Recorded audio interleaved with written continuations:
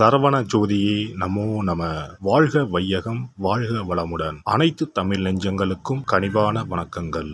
நாம் இந்த பதிவில் வாக்கிய பஞ்சாங்கத்தின்படி பயிற்சியாகும் சனி பகவானால் உங்கள் வாழ்வில் உண்டாகும் நற்பலன்கள் என்ன என்பதனை பற்றியும், கெடுபலன்கள் ஏற்படுமாயின் ராசிக்காரர்கள் செய்ய வேண்டிய பரிகாரம் என்ன, வழிபட வேண்டிய தெய்வம் யார் என்பதனை பற்றியும் விரிவாக காண்போம். 9 கிரகங்களுமே குறிப்பிட்ட கால இடைவெளியில் நகரக்கூடியவைதான். ஆனாலும் சில கிரகங்களின் பயிற்சி மட்டுமே பெரும் தாக்கத்தை ஏற்படுத்தக்கூடியது என்பதால் அவை மட்டுமே பிரதானமாக பார்க்கப்படுதுங்க. அந்த வகையில் இந்த விசுவாச வருஷத்தில் வாக்கிய பஞ்சாங்கத்தின்படி சனி பகவான் மாசி மாதம் 22ஆம் தேதி, அதாவது 6/3/2026 அன்று வெள்ளிக்கிழமை, பூரட்டாதி நட்சத்திரம் 3ஆம் பாதம் கும்பராசியில் இருந்து புரட்டாதி நட்சத்திரம் 4ஆம் பாதம் மீனராசிக்கு காலை 8:26 மணிக்கு பயிற்சி ஆகிறாருங்க. இந்த பயிற்சியில் மகர ராசிக்கு முழுமையாக 7.5 சனி நீங்குதுங்க. கும்பத்துக்கு பாதச்சனி, அதாவது 7.5 சனியின் கடைசி சுற்று ஆரம்பமாகுதுங்க. அதே சமயம் மேசராசிக்கு 7.5 சனியின் தொடக்கமான விரயச்சனி ஆரம்பம் ஆகுதுங்க. இந்த சமயத்தில் தனுசுக்கு அஷ்டாஷ்டமம், சிம்மத்துக்கு அஷ்டமம், மீனத்துக்கு 7.5 சனியில் ஜென்மசனி காலகட்டம் தொடங்குதுங்க. இந்த சமயத்தில் கடகத்துக்கு 9ஆம் இடத்துல பாக்கிய சனியாகவும், துலாம் ராசிக்கு 6ஆம் இடத்துல ருண ரோக சத்துருஸ்தானத்தில் வரக்கூடிய அமைப்பும் ஏற்படுதுங்க. அவருடைய 3, 7, 10ஆம் பார்வைகள் முறையே ரிஷபம், கன்னி, தனுசு ராசிகளில் பதியுதுங்க. இப்போது சனி பகவான் செல்லும் மீனராசி அவருடைய நட்பு வீடுங்க. அதோட அடுத்து வரக்கூடிய குரு பெயர்ச்சிக்கு பிறகு குரு பகவானின் 9ஆம் பார்வை மீனத்துல பதிய இருக்குங்க. இத்தகைய கிரக அமைப்புகள் மற்றும் சனி பகவான் மீனத்துல இருக்கக்கூடிய காலகட்டத்தில் ஏற்படக்கூடிய பிற கிரக பயிற்சிகள் இப்படி எல்லாவற்றையும் கணக்கில் கொண்டே இந்த பலன்கள் தரப்பட்டிருக்கு. எந்த சமயத்திலும் நிதானம் தவறாமல் இருப்பது, நேர்மை, நியாயத்தை கடைபிடிப்பது, பெற்றோர் பெரியோரை மதிப்பது, இயற்கையை பேணி காப்பது, அவரவர் குல முறைப்படியான தெய்வ வழிபாடுகளை செய்வது, இதெல்லாம் எல்லோருக்குமே பொதுவான பரிகாரங்கள் ஆகும். உழைப்பு, நேர்மை, உடற்பயிற்சி, நல்ல எண்ணம், பக்தி மார்க்கம், இப்படி இருக்கிறவங்க யாரா இருந்தாலும் அவங்களுக்கு சனி பகவான் எப்போதும் நல்லதையே செய்வாருங்க. நடைபெறும் இந்த சனி பயிற்சியில் உங்கள் வாழ்வில் வளமும் நலமும் செல்வ செழிப்பும் பெற்று வாழ்வில் உயரிய நிலையை அடைய எல்லாம் வல்ல எம்பெருமானை வேண்டி விரும்பி கேட்டுக்கொள்கிறேன். தனுசு ராசி அன்பர்களே, சனி பகவான் உங்கள் ராசிக்கு 2ஆம் வீட்டிற்கும் 3ஆம் வீட்டிற்கும் உரியவர். அவர் இப்போதைய பெயர்ச்சியில் 3ஆம் வீட்டில் இருந்து 4ஆம் வீடான மாத்ரு சுகஸ்தானத்திற்கு செல்கிறார். இந்த அமைப்பு எதிலும் நிதானமும் கவனமும் இருந்தால் நிம்மதியை அனுபவிக்கும் காலகட்டமாக அமையும். அர்த்தாஷ்டம சனியாக இருந்தாலும் அடக்கமும் நிதானமும் இருந்தால் அனைத்திலும் நல்லதே நடக்கும். பணியிடத்தில் உங்கள் திறமை நிச்சயம் உணரப்படும். எதிர்பார்த்த உயர்வுகள் கொஞ்சம் தாமதமாகலாம். எந்த சமயத்திலும் வீண் உணர்ச்சி வசப்படலை தவிர்க்க வேண்டும். யாரோ செய்யும் தவறுக்கான பழி உங்களை தேடி வரலாம். சின்ன சின்ன பொறுப்புகளாக இருந்தாலும் முழு கவனத்தோடு செய்தால் சூழ்ச்சிகளை விரட்டி அடிக்கலாம். வீண் புகழ்ச்சிக்கு மயங்கிறதை தவிர்த்தா விறுவிறுனும் முன்னேறலாம். வீட்டில் விடியல் வெளிச்சம் பரவ தொடங்கும். தம்பதியருக்கு இடையே சின்ன சின்ன கருத்து வேறுபாடுகள் கூட பெரும் விரிசலை ஏற்படுத்திவிடும்.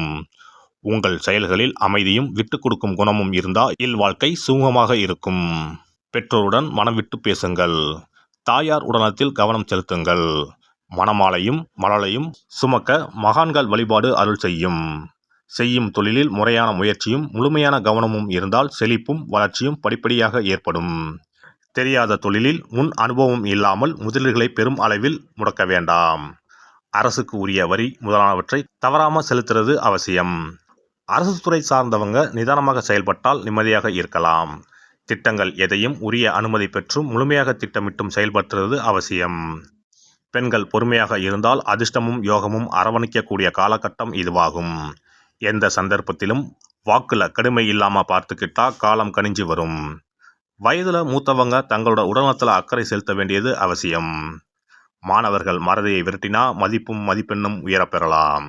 கலை படைப்பு துறையினர் நட்பில் தீய சகவாசம் தெரிந்தால் உடனே உதாரணம். முயற்சிகள் முழுமையாக இருந்தால் திருவினையாகும். பயணங்களில் திட்டமிடல் முக்கியம். தொலைதூர பயணத்தை தொடங்கும் முன் பிள்ளையாரை கும்பிடுறது நல்லது. உடல்நலத்தில் கொழுப்புச்சத்து அதிகரிப்பு, ஒற்றை தலைவலி, இரத்த நாள அடைப்புகள், இதன் மூலம் தொல்லைகள் வரலாம். இந்த காலகட்டத்தில் ஒரு முறை திருச்செந்தூர் சென்று செந்திலாண்டவரை வணங்குங்கள். வியாழக்கிழமைகளில் இஷ்டப்பட்ட மகானை கும்பிடுங்கள். வாழ்க்கை மணக்கும். சிறப்பு தொகுப்பு: சனி பயிற்சியால் ஏற்படும் பாதிப்புகளை சரி செய்யும் சக்தி மிக்க 10 பரிகாரங்கள். சனி பகவானுக்கு உரிய சனிக்கிழமைகளில் விரதம் இருந்து அவரை வழிபடுவது மகத்தான பரிகாரமாகும். இந்த விரதத்தில் மதியம் ஒருவேளை மட்டும் உணவு உட்கொள்ள வேண்டும். இயலாதவர்கள் பழம் மற்றும் எளிய உணவுகளை ஏற்கலாம். சனிக்கிழமை அன்று காலையும் மாலையும் குளித்து சனி பகவானை தொழ வேண்டும். மாலை நேரத்தில் சூரிய அஸ்தமனம் அடைந்த பிறகு சிவாலயம் சென்று வழிபட வேண்டும். விநாயகரை முறைப்படி வணங்கி ஆலயம் வலம் வந்து மூலவர் அம்பாளை தரிசித்த பிறகு நவகிரகங்களை வலம் வந்து வணங்க வேண்டும். சனீஸ்வரரை வணங்கி சனி காயத்ரி மந்திரத்தை 18 முறை கூறி மனதார வழிபட வேண்டும். பின்னர் நல்லெண்ணெய் ஊற்றி 5 அகல் விளக்குகள் ஏற்றி வைத்து வழிபட வேண்டும். சனீஸ்வரர் தனி சன்னதியில் இருந்தால் அந்த சன்னதியின் முன் நல்லெண்ணெய் தீபங்கள் 5 ஏற்றி வைத்து வழிபடுவது விசேஷம். அருகிலேயே கிழக்கு நோக்கி அமர்ந்து சனீஸ்வரனின் சுப அருள் கிடைக்க வேண்டும், சனிதோஷ பாதிப்புகள் அகல வேண்டும் என்று பிரார்த்தனை செய்து வரலாம். இயன்றவர்கள் அன்றைய தினம் மாற்றுத்திறனாளிகளுக்கு அன்னதானம் வழங்குவது விசேஷம். சங்கடகர சதுர்த்தி தினத்தில் விநாயகருக்கு 8 சிதறு தேங்காய்களை உடைத்து நெய் தீபம் ஏற்றி அர்ச்சனை செய்து வழிபட்டால் சனியின் பாதிப்புகள் குறையும்.